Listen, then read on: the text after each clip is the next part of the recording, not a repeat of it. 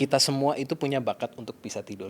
Cuma kita itu suka lupa to slow down. Dan ini adalah satu kunci yang ingin saya tanamkan adalah Kalau tidur pendek dan pola tidur buruk, ini berhubungan dengan volume testis lebih kecil pada pria dan juga kualitas sperma menurun. Itu apakah benar, Coach? meskipun tidurnya let's say 7, 8, bahkan 9 jam, tapi harus mengandalkan misalnya kopi untuk bisa berfungsi. The question is, semalam tidurnya berkualitas atau enggak? Apa pelajaran paling menarik yang kamu dapat dari mengamati pola tidur manusia?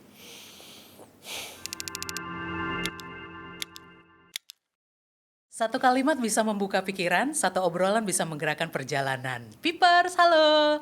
Saya Jaja The Voice Behind Pip Talk. Kali ini teman ngobrol saya profesinya cukup menarik, seorang sleep coach.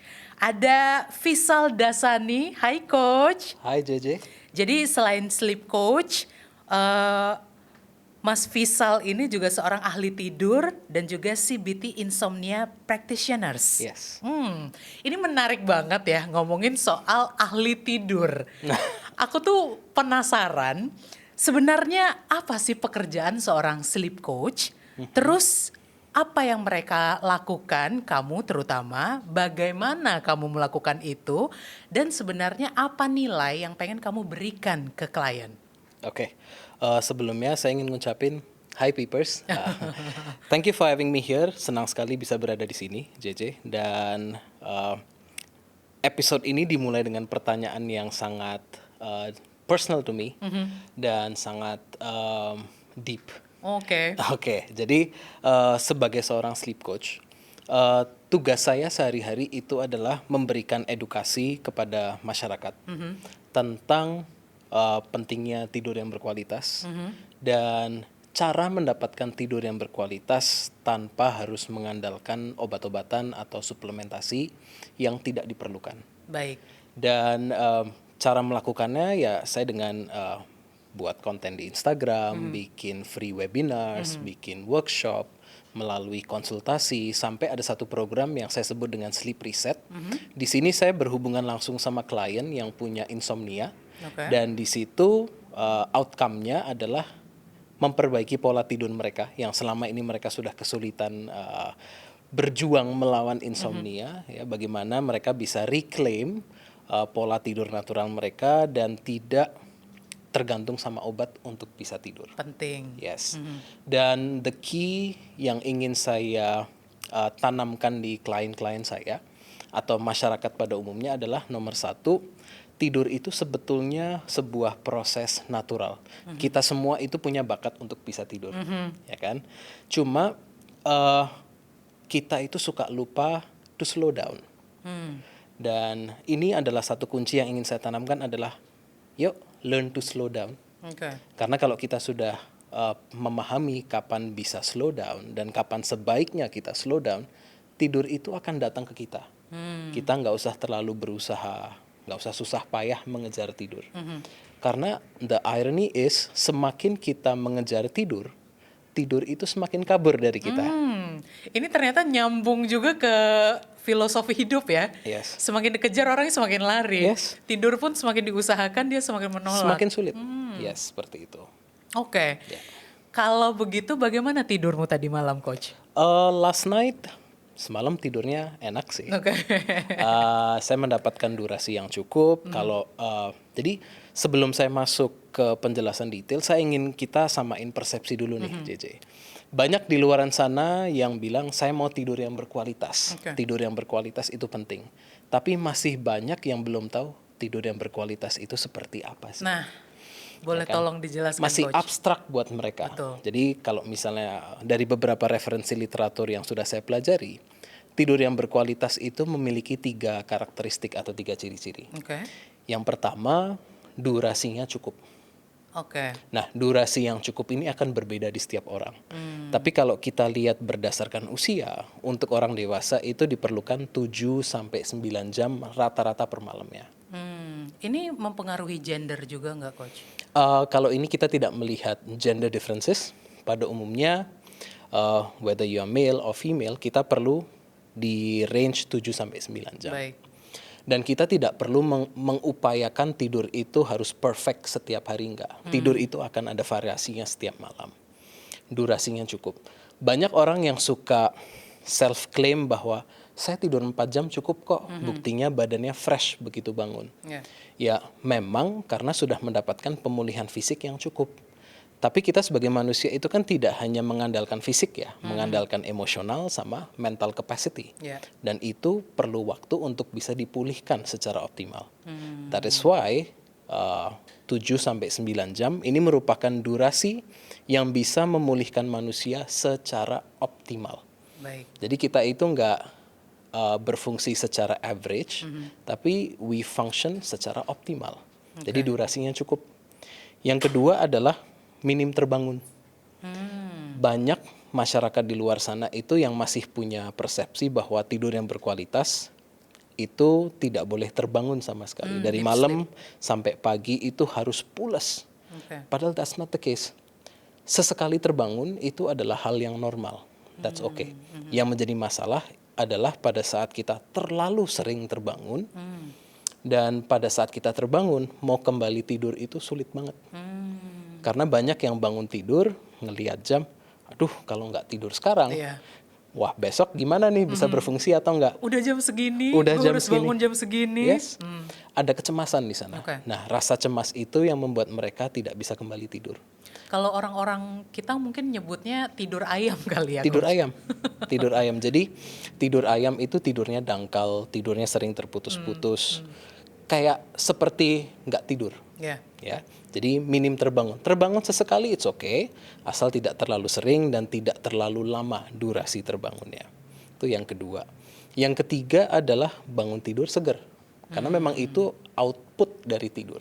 Oke. Jadi pada saat kita tidur, harapannya adalah next day badan kita berenergi, mood kita stabil sepanjang hari, terus kita bisa fokus, kita siap belajar, mudah konsentrasi, kita bisa berfungsi secara optimal. Kalau bangun pagi, meskipun tidurnya let's say 7, 8, bahkan 9 jam, tapi harus mengandalkan misalnya kopi untuk bisa berfungsi, the question is, semalam tidurnya berkualitas atau enggak? Karena banyak banget yang bangun tidur itu tidak merasa segar. Iya. Seperti itu. Jadi 3 karakteristik ini perlu dipenuhi. Durasi cukup, minim terbangun, dan efek dari tidur itu restoratif. Baik. Yes. Oke, tadi coach juga sempat mention kalau kita hidup di kota besar dengan culture yang seakan-akan tuh kalau lo nggak sibuk ada yang salah sama lo. Kayak semua orang tuh tergesa-gesa menjadi suatu kewajiban gitu coach. Bahkan ada ungkapan yang bilang seakan-akan tidur itu tidak terlalu butuh lah. Ntar aja tidurnya puas-puas waktu udah meninggal gitu. Itu yang cukup Yeah. ekstrim ya. Yes. Ada juga anak-anak muda yang sering ngutang tidur nih coach. Jadi Iya. nggak apa-apa deh di weekdays ya udah utang dulu, tidur secukupnya seadanya aja, nanti balasnya baru di weekend. Yes. Nah, bagaimana itu kamu mengomentarinya secara ilmiah? Oke, jadi memang ada stigma di luaran sana di masyarakat yang istilahnya itu menyebutkan bahwa tidur itu musuh dari produktivitas. Kalau kamu tidurnya terlalu lama, what are you doing? Jadi kok kamu nggak produktif sih? Kamu tidak meluangkan waktu untuk mencari nafkah, mencari income atau apapun itu. Kesannya males lah ya. Kesannya males. Ya stigma ini saya harap bisa berubah dalam waktu yang dekat. Though I'm quite skeptical. Karena selama ini yang diapresiasi adalah mereka-mereka yang bisa ngelembur. Mereka-mereka yang bisa do more work. Mereka-mereka yang terlihat, oh ada banyak meeting back to back nih. Masalah quality dari output setiap meetingnya itu di bawah standar, yang penting di jadwal rame nih. Ya. Dan itu mendapatkan apresiasi, dan kita sebagai manusia itu ya suka diapresiasi. Nah, selama apresiasi terhadap hustling itu masih kental, ya apresiasi terhadap rest itu agak sedikit challenging. Sehingga ya masih akan banyak sekali masyarakat yang mengira bahwa tidur itu nggak begitu penting. Tidur adalah musuh dari produktivitas. Tidur itu buang-buang waktu. I will sleep when I'm dead. Ya, itu memang ekstrim. Tapi banyak yang seperti itu. Banyak yang suka bilang, ngapain sih tidur lama-lama? 4 jam aja cukup kok. Ya. Dan mereka suka membandingkan sama figur-figur yang sukses di luaran sana. Ya karena mereka mungkin mengukur sukses dari satu parameter aja. Ya. Mereka nggak melihat kesehatan orang yang dibandingin itu bagaimana. Terus dinamika keluarganya bagaimana. Mungkin yang dilihat hanya dari sukses secara finansial. Oh, secara finansial orang ini kaya. Tapi nggak dilihat, oh keluarganya berantakan. Membina hubungan keluarga itu perlu emotional stability. Yes. Perlu mental clarity. Dan itu semua didapatkan dengan tidur yang cukup. Nah, kalau yang diandalin itu cuma financial success, ya silahkan aja sih. Tapi in my perspective, itu bukan sebuah sukses yang ingin saya kejar. Seperti itu. Jadi, ya saya harap stigmanya berubah. Tapi it will take time.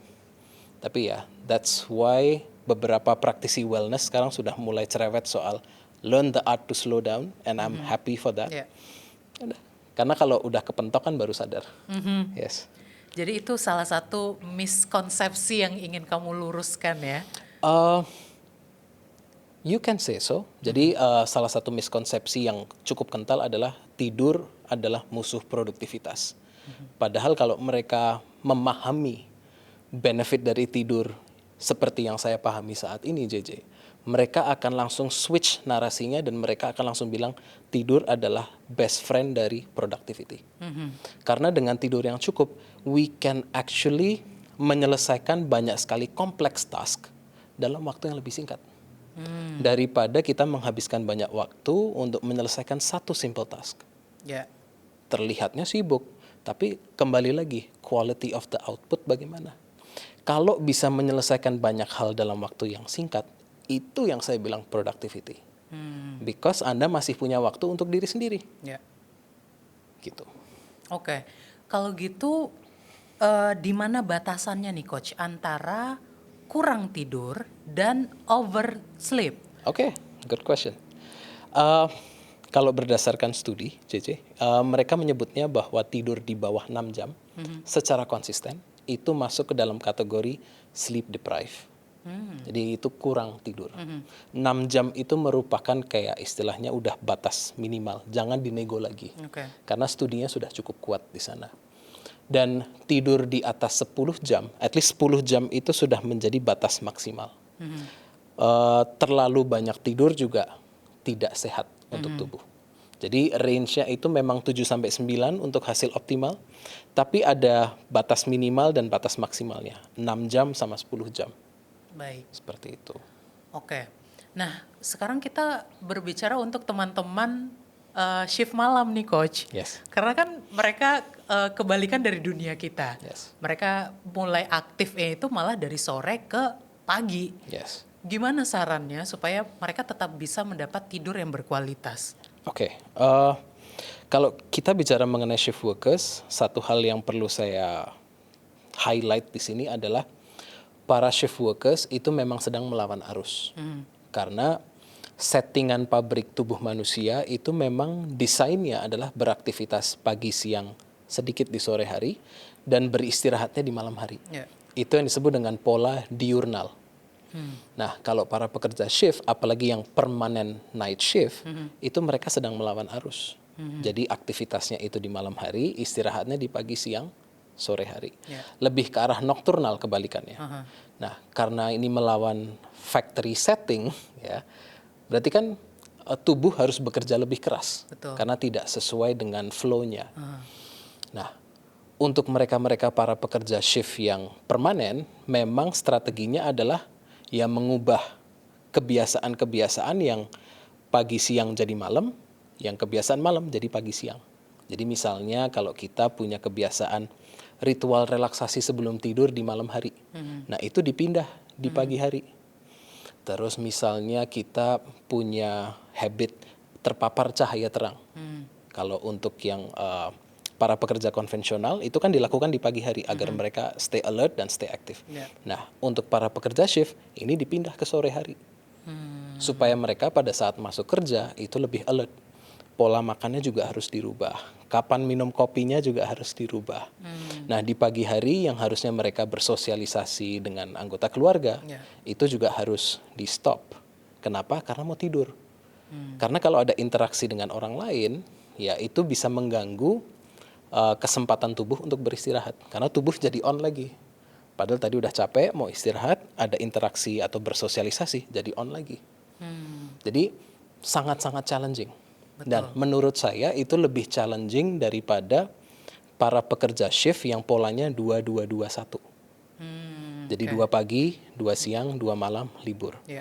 Itu lebih mudah dihandle karena approach-nya sedikit berbeda dan tidak perlu mengubah jam biologis. Yang perlu dilakukan di pola 2-2-2-1 itu lebih ke arah kapan kita bisa strategic napping. Nah, napping di sini bisa ngebantu. Karena ada 2-3 hari di mana mereka mengalami kurang tidur dan perlu istilahnya itu sleep banking, menabung tidur untuk bisa shift malam. Seperti itu. Jadi tergantung jenis shiftnya. Oke. Gitu. Kalau kamu merekomendasikan lebih baik mereka mengambil day off, itu 2 hari day off, 2 hari shift malam dan seterusnya, atau 5 hari shift malam and then 2 hari day off. Kalau melihat dari polanya, saya pribadi akan lebih memilih yang 2-2-2-1. Oke. Karena komprominya itu hanya di 2 hari. Kalau yang 5-2 itu komprominya 5 hari harus bisa beradaptasi, tapi 2-nya kacau lagi. Jadi akan lebih sulit beradaptasi di situ. Semangat ya untuk Yes. pejuang-pejuang malam, anak-anak shift subuh. Pekerja shift itu tanpa mereka society ini tidak bisa berkembang. Betul. Yes, we need them. Itu sebabnya sebisa mungkin kalau kita bicara mengenai strategi tidur, ya let's minimize the impact of tidak mendapatkan tidur yang berkualitas. We need them. Tanpa mereka kita nggak bisa berfungsi secara optimal. Setuju. Yes. Tadi coach juga sempat mention kalau batas minimal sekali untuk tidur itu 6 jam. Yes. Jangan dikotak-katik ya, jangan di nego-nego lagi. Aku juga sempat baca penelitian nih coach dari University of Southern Denmark, ada juga Erasmus MC dan juga studi hormon dari University of Chicago. Oke. Di mana mereka menyimpulkan kalau tidur pendek dan pola tidur buruk ini berhubungan dengan volume testis lebih kecil pada pria dan juga kualitas sperma menurun. Oke. Selain itu untuk wanita ada penelitian dari Women's Health dan juga studi kulit dari Korea University. Tidur di bawah 6 jam bisa membuat wanita cepat tua. Oke. Itu apakah benar coach? Oke. Saya nggak tahu nih kalau saya jabarin lebih detail nanti peepers akan reaksinya bagaimana. Tapi anyways, yes. Jadi yang JJ sebutkan studi yang Southern Denmark itu saya juga pernah baca dan di situ kalau nggak salah sampel yang diteliti cukup banyak. Itu sekitar 950-an sampel. Wow. Cowok di usia 18 sampai 28 tahun. Dan memang setelah penelitian ditemukan bahwa mereka-mereka yang tidurnya buruk, durasinya pendek di bawah 6 jam, tidurnya terputus-putus, sulit memulai tidur, jadi tidurnya bermasalah. Mereka mengalami sekitar 10-15% penurunan testosteron. Mereka juga mengalami penurunan 20-30% kualitas dari sperma. Terjadi penurunan motilitas sperma. Jadi banyak sekali efek sampingnya. Oke. Kalau untuk pria, ya. Tidak hanya untuk pria sih kalau kita bicara studi lainnya yang bicara mengenai efek dari kurang tidur terhadap hormon reproduksi. Even di wanita terjadi penurunan produksi hormon estrogen dan progesteron. Dan ini bisa berdampak kepada siklus mens mereka. Dan pada saat kita kurang tidur kan stres level kita naik. Karena hormon kortisolnya naik. Oke. Nah, hormon kortisol yang terlalu berlebihan sirkulasi di tubuh itu memang apabila tidak diregulasi itu bisa berdampak negatif pada fungsi reproduksi. Itu salah satunya. Masih banyak fungsi-fungsi lain yang kena dampaknya. Tapi di sini juga yang ingin saya highlight adalah cortisol is not the enemy. Banyak yang suka mengasosiasikan kortisol sebagai, wah ini hormon stres nih, harus ditekan seminim mungkin. That's not the case. Kortisol adalah hormon yang memberikan kita energi. Tanpa kortisol yang cukup, kita akan kayak zombie. Nggak ada tenaga. Iya. Tapi kortisol yang terlalu tinggi, tidak terregulasi, itu berdampak negatif. Sehingga efek sampingnya itu bisa beragam, bisa dari gangguan metabolik, seperti penurunan sensitivitas insulin, lebih mudah terkena resiko diabetes tipe 2, terus lebih mudah atau lebih tinggi resiko untuk penyakit jantung, kardiovaskular, lebih tinggi resiko kena hipertensi, terus lebih mudah untuk penuaan. Jadi masuk juga tuh ke situ. Terus skin agingnya jadi lebih cepat, terus produksi kolagennya menurun, terus fungsi barrier, kan fungsi kulit kita kan salah satunya barrier, itu juga menurun. Terus lebih mudah ada keriput, kita terlihat jauh lebih tua.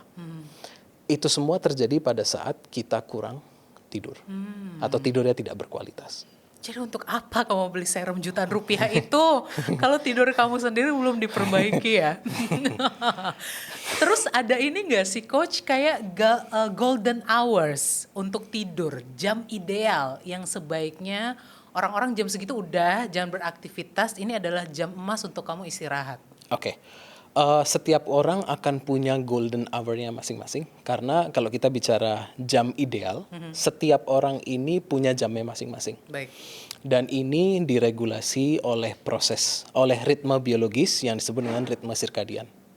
Nah, ritme sirkadian ini mengatur kapan seseorang stay awake untuk beraktivitas, stay alert, dan juga kapan orang ini merasa ngantuk dan diajak beristirahat. Jadi memang sudah ada timernya. Okay. Dan timer ini yang menentukan timer ini ada pengaruh genetiknya, yang artinya bahwa tidak ada dua orang yang akan memiliki jadwal tidur bangun yang sama persis. Kemiripan mungkin ada, tapi kalau sama persis tidak, karena ada faktor genetik di sini. Dan ini kita bicara bangunnya secara natural ya? Natural. Bukan alarm ya guys? Bukan alarm.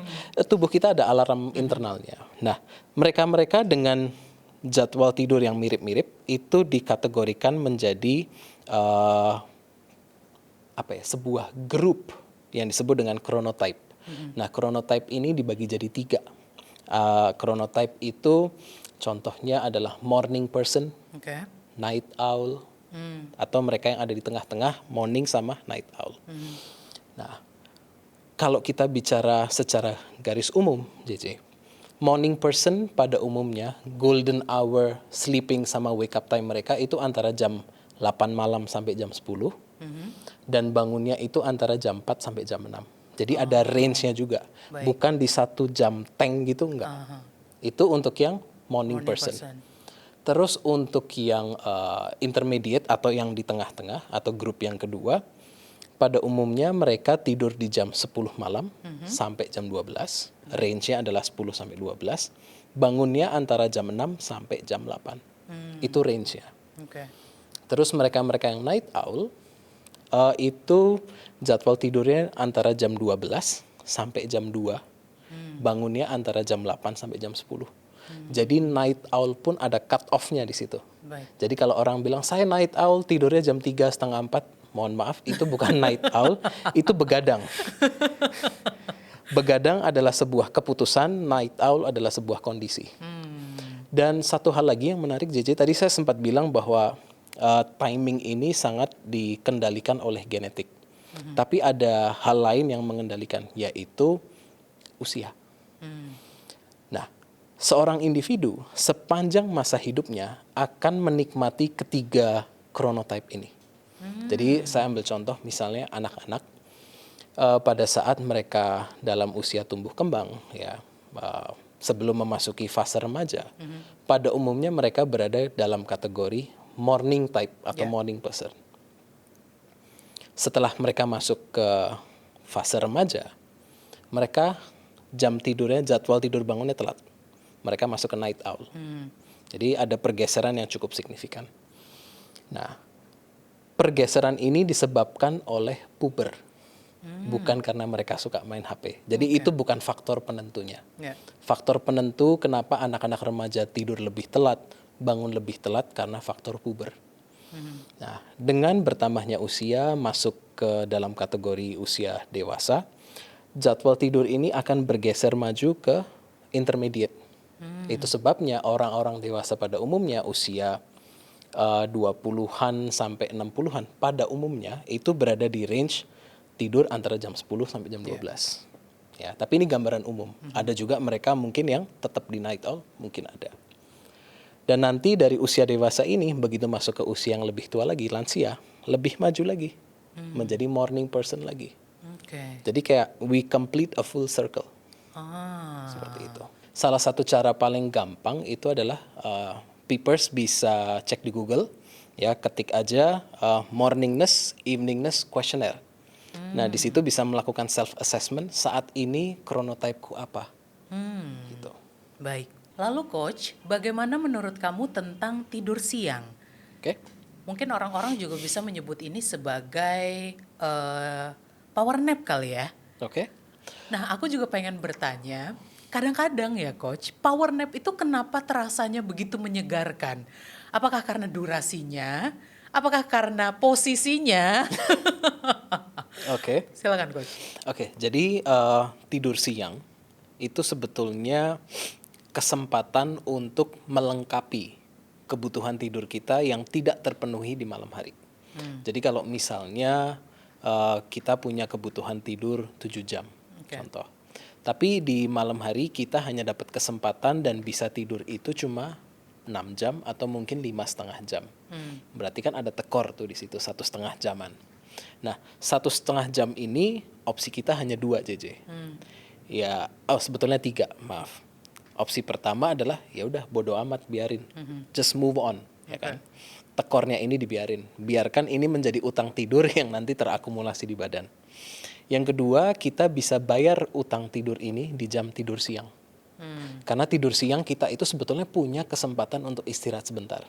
Kita sudah dikaruniai kesempatan untuk bisa istirahat dalam 1 kali 24 jam itu 2 kali.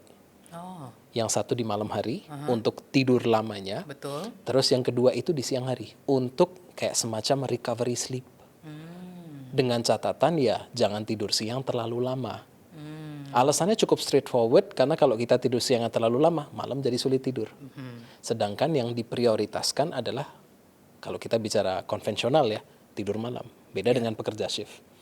Nah, kita punya kesempatan setelah makan siang biasanya, antara jam 12:30 sampai jam 3:30, 4 itu adalah momen di mana badan kita itu kayak kerasa berat. Ada kayak semacam gravitasi ekstra. Apalagi habis makan. Apalagi habis makan, duduk di sofa, lagi nonton sesuatu yang relaxing, tiba-tiba boom. Ya. Dan kalau kita bicara napping, napping itu ada beberapa jenis, JJ. Yang mungkin sering kita kenal itu napping 20 sampai 30 menit yang disebut dengan power nap. Tapi ada juga napping yang 90 menit disebut dengan full cycle nap. Nah, full cycle nap ini apa? Jadi pada saat kita tidur, kita itu tidurnya dalam siklus. Oke. Dan satu sleep cycle itu durasinya kurang lebih 90 menit. Dan di 90 menit ini kita menikmati deep sleep, light sleep, sama REM sleep. Ketiga tahapan tidur ini punya fungsi yang berbeda, tapi saling melengkapi. Ada yang satu fungsi utamanya untuk cognitive booster, ada yang satu fungsi utamanya adalah isi ulang energi fisik, ada yang satu lagi fungsi utamanya adalah emotional healing. Nah, kalau kita tidur nap-nya itu 90 menit, kita dapat semua ini. Tapi salah satu resikonya adalah bangun tidur, badan kita agak berat. Ada semacam grogginess di sana. Yang disebut dengan istilah sleep inertia. Resistensi untuk bisa bangun dan langsung beraktivitas. Itu kalau kita nappingnya 90 menit. Baik. Tapi kalau kita nappingnya cuma 20 sampai 30 menit, itu yang dikenal dengan power nap.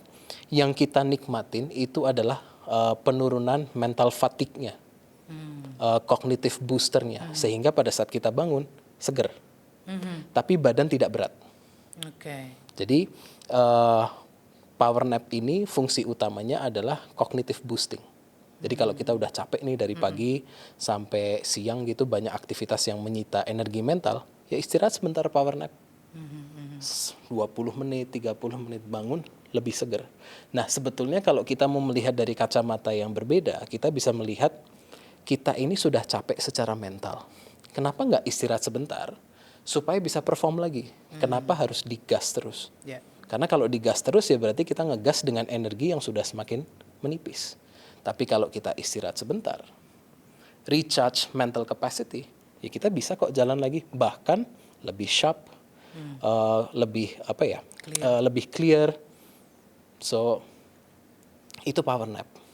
Jadi kalau kita kurang tidur di malam hari, bisa kita bayar the next day dalam periode tidur siang. Atau kita bisa akumulasi utang-utang tidur tersebut, bayarnya di weekend. Oh itu bisa ya, Nah, Coach? tergantung utangnya, Oke. seberapa besar. Yang menjadi isu adalah kalau kita utang tidurnya terlalu besar. Let's say setiap hari kita akumulasi 2 jam. 2 jam, 2 jam kali 5 hari, Senin sampai Jumat. Berarti kita ada utang tidur 10 jam. 10 jam yang harapannya bisa dibayar lunas di 2 hari, Sabtu sama Minggu. Belum ditambah 7 jam tidur masing-masing hari. Ya. Berarti harus tidur 12 jam. Masalahnya bisa atau enggak? Sebagian orang mungkin bisa. Tapi yang menjadi masalah adalah kalau misalnya tidurnya 12 jam, bangunnya itu Minggu siang, sedangkan Minggu malam harus tidur lebih cepat karena mau ke kantor the next day, udah cukup capek belum? Nah, itu yang suka menjadi isu. Oke. Nah, apalagi kalau hari Minggu itu kan kita lebih chill, lebih santai, rutinitasnya berbeda, tidak banyak menggunakan baterai tubuh. Ya. Belum ditambah kalau kita keluar sama keluarga, ngopi lah, ya kan. Itu membuat tubuh kita tidak cukup capek untuk diajak tidur di jam yang sama. Nah, bisa jadi jamnya mundur, tidurnya telat, tapi harus bangun pagi. Nah, hari Senin akhirnya kita ke kantor dengan perasaan capek banget. Muncul dilema yang berulang ya. Dan kita selalu menyalahkan hari Senin itu hari yang paling tidak enak. Ya, Monday blues, salah satu penyebabnya adalah kurang tidur. Ya. Seperti itu. Jadi napping bukan sebuah keharusan, tapi bisa menjadi sebuah alat bantu. Jadi kalau memang this can work in your favor, silahkan ambil. Asal durasinya dijaga. Yes. Oke. Meskipun let's say saya ambil contoh misalnya JJ. Kebutuhan tidurnya 7 jam dan di malam dapat 7 jam. Bangun tidur itu fresh dan bisa beraktivitas dengan optimal. Tapi di jam siang setelah makan siang, JJ merasa oh ini kepalanya mungkin agak berat, agak capek, badan agak capek juga. Boleh nggak tidur siang sebentar 20-30 menit? Boleh aja. Tidak dilarang kok untuk beristirahat untuk naikin energi. Kata siapa istirahat itu atau power nap itu suatu hal yang tidak dipentingkan. Kalau misalnya kita melihat istirahat sebagai alat bantu produktivitas, ya kita istirahat. Memang kita perlu pahami bagian Yes. ini. Takutnya malah self-diagnose Yes. yang berujung malah apa yang kamu khawatirkan itu sebenarnya tidak terjadi loh. Yes, betul. Tapi kalau memang misalnya ada keluhan secara fisik, ya memang akan lebih baik konsultasikan ke tenaga medis yang profesional, yang qualified. Ya. Ya. Oke. Nah, sekarang aku mau bertanya mengenai mimpi. Oke? Tidur banyak orang yang mengaitkan dengan mimpi. Oke? Kalau tidur kamu berkualitas itu kamu kadang-kadang tidurnya nyaman, tidur kamu itu menang undian, Oke. tidurnya yang berbunga-bunga gitu Oke. coach mimpinya. Tapi Mungkin tidurnya di taman ya, itu berbunga-bunga. tapi ada juga yang kita sering mengalami mimpi buruk. Oke. Mimpi buruknya itu seperti sering mimpi jatuh lah, terus gigi copot lah, terus ada juga yang ketindihan kayak badannya tidak bisa digerakkan gitu. Ya. Ini tuh antara mimpi buruk ada hubungannya nggak sih coach dengan indikator tidur, kualitas tidur, Oke. dan indikator tidur yang berkualitas itu seperti apa? Oke. Jadi kalau kita bicara mengenai fungsi dari mimpi itu sendiri, apakah sebetulnya mimpi itu bagian dari tidur yang berkualitas atau enggak?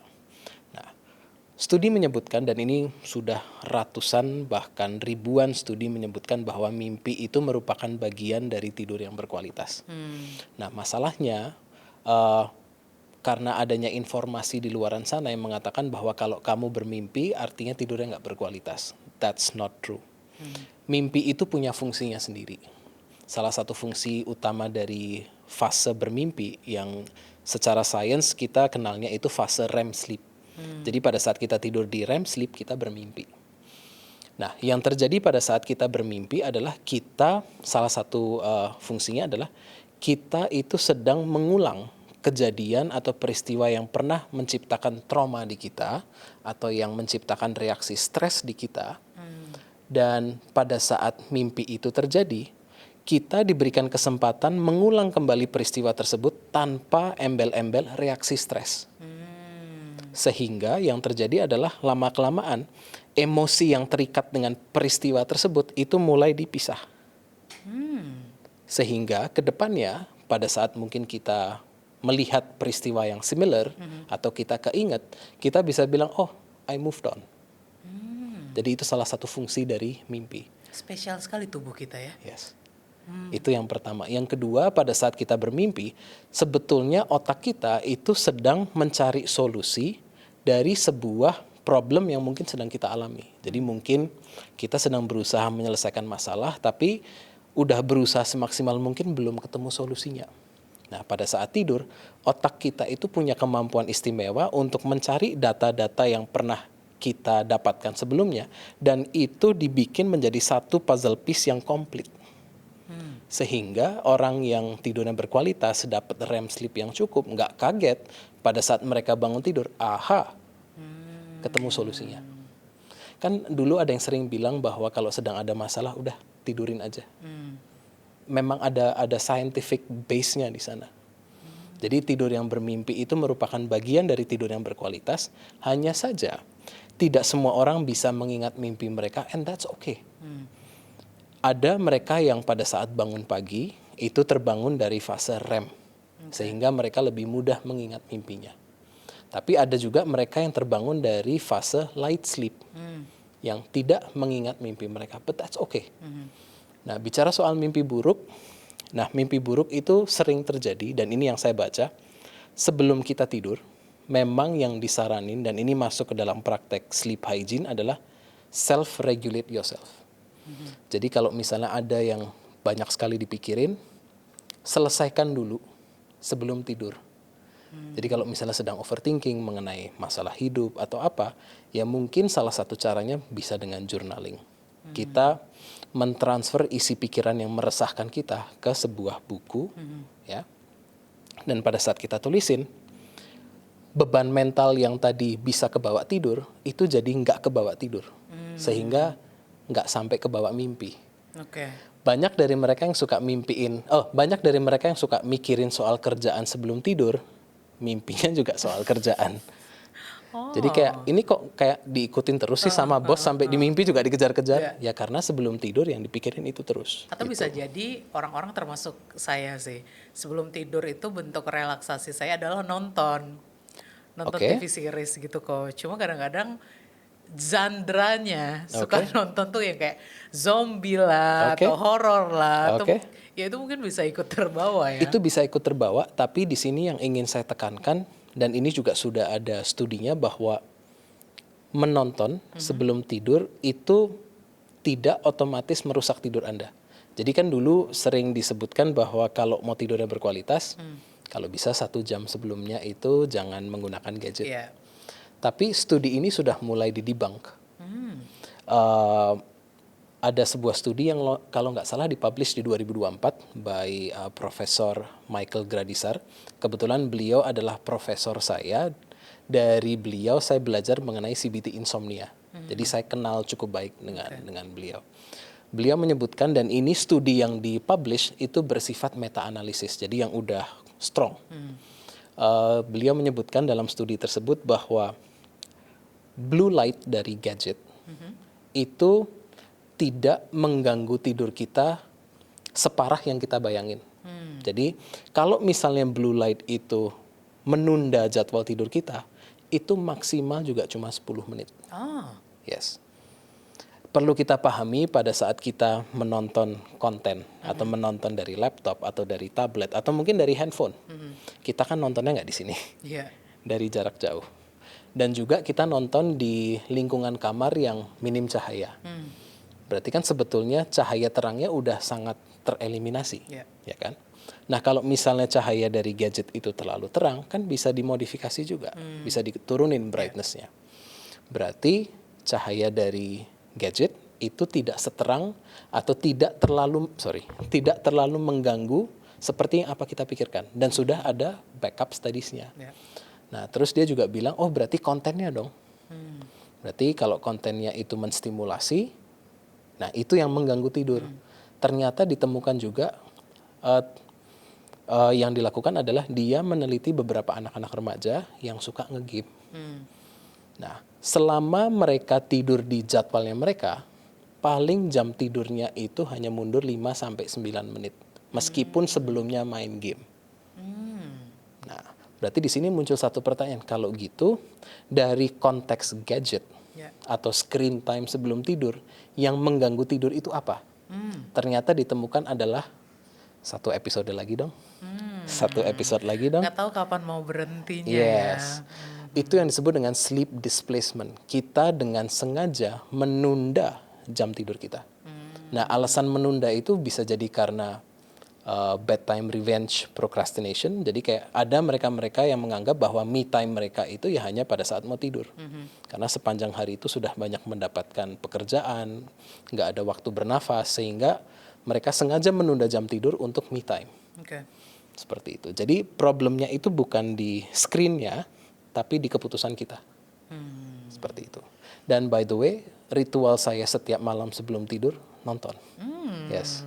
Apa film atau series terakhir yang sedang ditonton? Terakhir saya sedang mengikuti kalau kita bicara horor ya, saya sedang mengikuti yang ada di HBO Max, It, Welcome to Derry. Oh. Saya juga pernah mempraktekkan apa yang diomongkan di studi bahwa hanya menunda sekitar 10 sampai 12 menit atau 15 menit. Saya praktekin, bener nggak nih omongannya. Saya masih ingat waktu itu di bulan Januari awal tahun ini kalau nggak salah. Saya nonton film ada di Netflix, itu bersifat murder mystery, jadi pembunuhan dan sebagainya. Saya nonton di jam 10, setengah 11-an itu saya sudah ngerasa ngantuk. Nah, memang ada rasa penasaran, oh ini gimana nih kan suspense. Yeah. Tapi karena saya sudah mendapatkan sinyal, jam 10.33 laptop saya tutup, lampu saya matiin, saya mencoba tidur. Dan malam itu saya masih ingat dengan sengaja saya pakai 4 sleep tracker. 2 cincin 2 jam. Oke. Tidur. Dan masing-masing tracker ini mendeteksi saya tertidur 10 menit sampai 12 menit setelah saya tutup laptop. Dan sepanjang tidur, salah satu ciri dari tidur yang berkualitas adalah kita nggak restless. Itu kan artinya tidurnya pules tuh, Yeah. ya kan? Minim terbangun, kita nggak banyak gerak. Dan salah satu wearable yang saya pakai waktu itu bisa mendeteksi movement. Dan di situ terdeteksi hanya 2 kali tos. Cuma 2 kali sepanjang malam. Dapat durasi tidur sekitar 7 jam dan sleep score-nya waktu itu 90. Menarik. Berarti masuk nih. Ini meskipun ini anekdot ya, karena pengalaman pribadi, tapi masuk juga nih sama research-nya. Gitu. So it's time for us to not blame gadgets, tapi take accountability. Oke. Gitu. Ini intermezzo. Yes. Posisi tidur yang disarankan tuh seperti apa, Coach? Ada yang bilang kan menghadap ke kiri, ada yang bilang terlentang. Ya. Yang terbaik? Kalau yang terbaik, saya akan bilang gini. Mulailah proses tidur di posisi yang paling nyaman buat Anda. Misalnya kalau itu harus terlentang, ya silahkan selama itu nyaman buat Anda. Atau mungkin samping kiri atau samping kanan, terserah. Yang penting Anda memulai proses tidur, itu posisinya nyaman buat Anda. Ya. Setelah Anda tertidur, emangnya Anda tahu Anda gerak kemana? Jadi kan we do not know. Semalam itu posisi tidurnya berubah ke arah apa kan kita nggak tahu, ya kan? Nah, berarti posisi tidur itu di luar kontrol kita. Yang berada di kontrol kita, ini yang selalu saya sampaikan ke klien dan juga ke audiens adalah pilihan kasur sama bantal. Harapannya adalah apabila kita tipe orang yang suka tidurnya itu banyak gerak. Salah satu alasan kenapa kita tidur banyak gerak ya karena kita sedang mencari posisi nyaman. Ya. Nah, kalau kasurnya nggak nyaman, ya kita akan banyak gerak. Kalau suhunya terlalu panas, kita akan banyak gerak. Make sense. Seperti itu. Jadi pilihlah kasur yang pas. Pilihlah bantal yang pas. Atur suasana kamar supaya nyaman di kamu. Supaya kamu nggak banyak gerak. Gitu. Ini juga nyambung ke industri self-care nih. Oke? Coach, yang makin besar ya. Yes. Terutama untuk tidur. Yes. Mulai dari spray bantal Yes. dengan aroma-aroma yang menenangkan. Terus sarung bantal linen. Terus aromaterapi, lilin. Tapi setelah aku mencoba sendiri, Oke. itu yang kayaknya works ya mungkin hanya satu dan tidak bisa dipakai secara kontinu. Oke. Seperti contohnya aromaterapi, mungkin works di hari satu dan kedua. Dari ketiga udah, kalau aku merasanya udah biasa aja, nggak begitu sewaktu awal. Produk atau kebiasaan apa yang justru tanpa kita sadar, Coach, justru memperburuk tidur kita tanpa kita sadari? Oke. Ini saya sedikit mundur dulu ya. Jadi ini juga akan menjawab kenapa banyak sekali alat bantu tidur sleep aids seperti yang tadi JJ sampaikan itu hanya berguna atau memberikan efek di 1-2 hari pertama atau mungkin seminggu pertama. Karena gini, kita perlu paham bahwa tidur itu meskipun ini prosesnya natural, tapi tidak otomatis. Buktinya banyak sekali mereka yang udah capek naik ke atas kasur, tutup mata, ya tetap nggak bisa tidur, ya kan? Karena ada formula di belakang proses tidur itu sendiri. Nah, formula ini yang saya sebut dengan 3+1 sleep formula. Apa itu? 3 ini untuk kondisi internal, plus 1-nya ini untuk kondisi eksternal. Nah, the first 3, jadi yang pertama itu adalah sudah jamnya tidur. Itu nomor 1. Dan itu perlu kita cross check, udah jam tidur kita belum? Karena kalau belum ya tubuh nggak siap. Yang kedua, sudah cukup capek belum? Baterainya sudah banyak kepake belum? Yeah. Yang ketiga, sudah rileks belum? Nah, 3 ini dipenuhi dulu. Kalau 3 ini dipenuhi, ya mau tidur di mana aja sebetulnya bisa, ya kan? Tapi kalau 3 ini nggak dipenuhi, kamar Anda mau semewah apapun, senyaman apapun, belum tentu Anda tidur. Kalau belum jamnya, ya sulit tidur. Yeah. Kalau belum capek, ya badan Anda masih banyak sekali energinya, ya kan? Kalau nggak rileks, ya tubuh nggak siap. Nah, yang +1 ini kita bicara kondisi kamar yang bisa menunjang kualitas tidur kita menjadi jauh lebih bagus. Nah, 3+1 ini perlu kita pahami. Dan kalau tadi yang JJ bicarakan itu adalah sleep aids yang sifatnya itu kayak suplemental. Nggak ada mereka pun juga bisa. Tapi kalau ada mereka, selama 3+1-nya ini sudah terpenuhi, mereka bisa ngebantu. Istilahnya optimize. Oke. Nah, kebiasaan yang bisa mengganggu tidur, dan ini salah satunya adalah mencoba tidur lebih cepat. Jadi, dan ini ya bisa saya maklumi sih kalau banyak sekali arahan atau postingan sosmed yang mengarahkan kalau kamu nggak bisa tidur, coba tidur lebih cepat. Siapa tahu selama ini kamu tidurnya terlalu molor, makanya nggak bisa tidur. Yeah. Nah, yang sering terjadi di lapangan adalah pada saat mereka mencoba tidur lebih cepat, yang ada adalah mereka lebih frustrasi. Betul. Di atas kasur, frustrasi, tos kiri, tos kanan, lihat jam, kenapa nggak bisa tidur, cemas. Dan rasa cemas ini yang akhirnya menciptakan hubungan negatif antara, saya ambil contoh JJ ya, JJ sama kasur. Sehingga setiap kali JJ naik ke atas kasur, bawaannya cemas. Dan sebuah mindset akhirnya terbentuk, tidur kok sulit ya. Dan itu kalau udah kebawa terus-terusan, nggak kaget kalau JJ begitu sudah sore, mendekati jam tidur, udah takut duluan. Kalau nggak bisa tidur nanti gimana? Yeah. Nah, ini salah satu advice yang sering saya sampaikan bahwa one of the worst advice is tidur lebih cepat. Yang kedua adalah paksa aja tidur. Tidur nggak bisa dipaksa. Tidur hanya bisa dipersiapkan. Semakin dipaksa dia semakin menjauh dari kita. Terus apalagi tidur siangnya terlalu lama. Itu juga salah satu habit yang bisa mengganggu tidur malam kita. Seperti itu. Setuju sih. Kadang-kadang karena ada pekerjaan di esok harinya yang mengharuskan mungkin bangun lebih awal, jadi saya mempersiapkan diri untuk tidur juga lebih cepat, Yes. Coach. Jadi udah di kasur dari jam 9.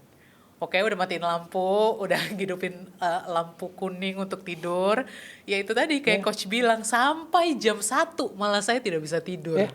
Karena dipaksa tubuhnya. Oke, menarik. Lalu coach, apa pelajaran paling menarik yang kamu dapat dari mengamati pola tidur manusia? Yang saya dapetin, apalagi saya juga pernah mengalami insomnia itu sendiri. Dan ada satu kesamaan yang saya lihat di diri saya waktu itu dan di klien-klien saya yang saat ini punya keluhan insomnia. They have difficulties slowing down. Jadi ada sebuah kesulitan untuk mereka ngerem diri sendiri. Nah, saya nggak tahu yang menyebabkan mereka kesulitan itu apa. Apakah karena sudah ada doktrin yang tertanam bahwa harus bisa produktif, ya harus bisa perform, sehingga mereka merasa bersalah kalau mau istirahat. That guilty feeling is there. Atau memang apa saya nggak tahu. Tapi itu yang saya temukan. Mereka mengalami kesulitan untuk bisa slow down. Dan yang saya temukan juga mereka mencari hacks untuk bisa tidur cepat. Sehingga akhirnya suplementasi yang katanya bisa meningkatkan atau mempercepat proses tidur itu ditelan ya, tanpa mengetahui sebetulnya ini dosisnya sesuai nggak sih? Karena let's say saya ambil contoh melatonin. Banyak yang mengasumsi ya karena minimnya informasi di luaran sana, melatonin kalau dosisnya makin tinggi, wah makin efektif. Belum tentu juga. Kalau berdasarkan studi dan baru-baru ini The Diary of CEO mengundang Matthew Walker. Dan Matthew Walker juga menyebutkan bahwa sebetulnya melatonin itu nggak perlu yang sampai high dosis. Sampai kalau saya nggak salah itu sampai 3 miligram itu udah cukup. Nggak perlu 5, 10, 15, 20 itu nggak perlu. Itu jadi mereka kesulitan untuk slow down. Yang kedua, mereka cari cara instan untuk bisa mendapatkan tidur yang berkualitas. And I feel itu yang perlu pelan-pelan dirubah. Karena gini, saya sering mengedukasi klien bahwa tidur itu jadikan sebagai sebuah cerminan. How balanced is your life? Karena pada saat kehidupan kita itu balance, ya kapan ada waktunya kita gas, kapan ada waktunya kita rem. Pada saat ada beautiful balance di sana, tidur itu akan tetap normal. Tapi kalau pada saat ada sesuatu yang imbalance, misalnya kita sedang overworking, sedang overworking out, atau kita makannya kurang, yang mulai kasih lihat tanda-tanda ada ketidakbalancean di situ, itu adalah tidur. Jadi tidur itu bisa digunakan sebagai sebuah cerminan. Is everything okay? Seperti itu. Jadi bisa melihat dulu dengan tidur kamu sekarang gimana. Coba teliti dulu diri sendiri, cari tahu dulu ternyata seluas itu ya impact dari tidur. Menarik sekali lah coach obrolan soal tidur ini. Thank you. Dan profesi sebagai sleep coach ini menurut saya juga masih niche, terutama untuk di Indonesia. Senang sekali punya kesempatan bisa ngobrol-ngobrol. Sebenarnya masih banyak yang ingin ditanyakan, tapi karena durasi, sebagai pertanyaan penutup coach, mungkin ada yang ingin kamu sampaikan ke diri kamu sendiri 5 tahun yang lalu. Jadi kalau misalnya saya punya kesempatan untuk bertemu dengan my younger self 5 tahun yang lalu, saya akan bilang, just keep going, ya. Do not second guess your choices. Jadi jangan meragukan semua keputusanmu, even though the good, the bad, the ugly, jalanin aja. Karena sekarang saya bisa bilang it all worked in my favor.